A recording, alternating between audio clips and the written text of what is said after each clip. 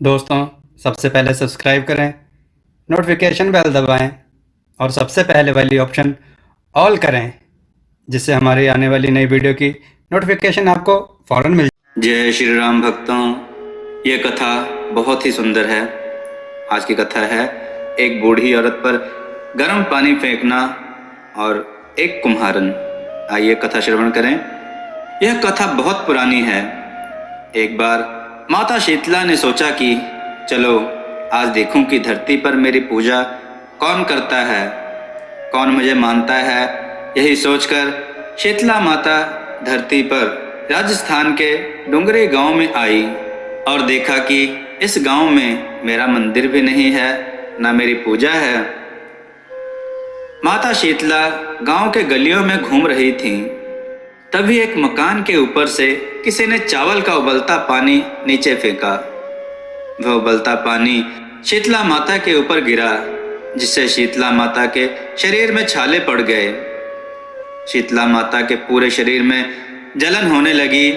शीतला माता गांव में इधर उधर भाग भाग के चिल्लाने लगी, अरे मैं जल गई, मेरा शरीर तप रहा है, जल रहा है, कोई मेरी मदद करो।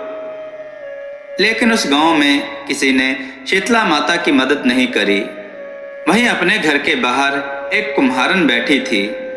उस कुम्हारन ने देखा कि अरे यह बूढ़ी माई तो बहुत जल गई है, इसके पूरे शरीर में तपन है, इसके पूरे शरीर में फफोले पड़ गए हैं, यह तपन सहन नहीं कर पा रही हैं।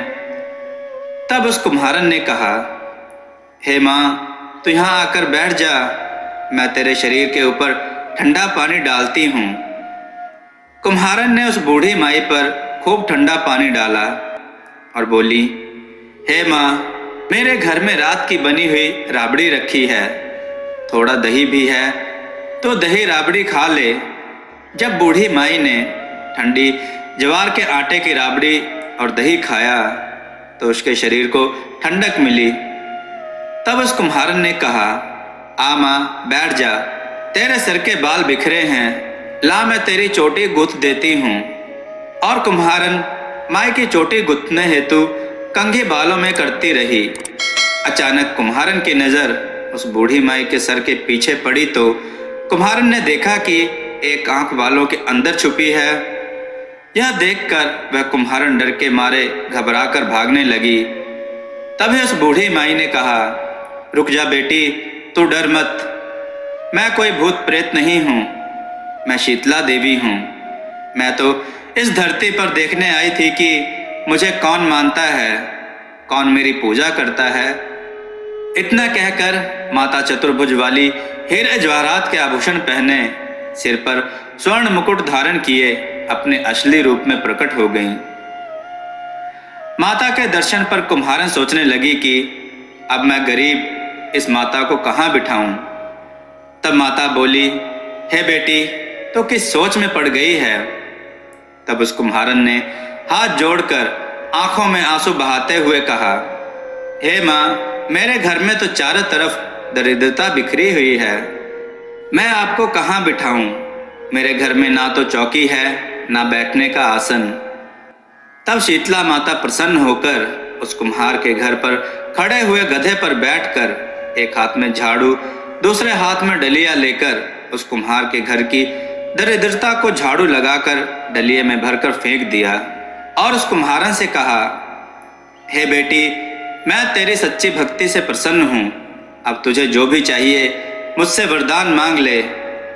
तब कुम्हारन ने हाथ जोड़कर कहा, हे माता, मेरी इच्छा है अब आप इसी डुंगरी गांव में स्थापित होकर यहीं रहो और जिस प्रकार आपने मेरे घर की दरिद्रता को अपने झाड़ू के साथ दूर किया, ऐसे ही आपको जो भी होली के बाद की सप्तमी को भक्ति भाव से पूजा करे, आपको ठंडा जल, दही व बासी ठंडा भोजन चढ़ाए, उसके घर की दरिद्रता को साफ करना और आपकी पूजा करने वाली नारी का अखंड सुहाग रखना, उसकी गोद हमेशा भरी रखना। साथ ही जो पुरुष शीतला सप्तमी को नाई के यहाँ बाल ना कटवाए, धोबी को कपड़े धुलने ना दे और पुरुष भी आप पर ठंडा जल चढ़ाए, नारियल फूल चढ़ाकर परिवार सहित ठंडा बासी भोजन करे, उसके काम धंधे व्यापार में कभी दरिद्रता न आए। तब माता बोली, तथास्तु, हे बेटी, जो तूने वरदान मांगे हैं मैं वह सब तुझे देती हूँ। हे बेटी, तुझे आशीर्वाद देती हूँ कि मेरी पूजा का मुख्य अधिकार इस धरती पर सिर्फ कुम्हार जाति का ही होगा।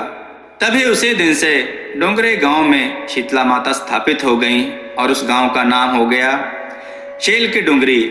शेल की डुंगरी में शीतला माता का मुख्य मंदिर है। शीतला सप्तमी पर वहाँ बहुत विशाल मेला लगता है।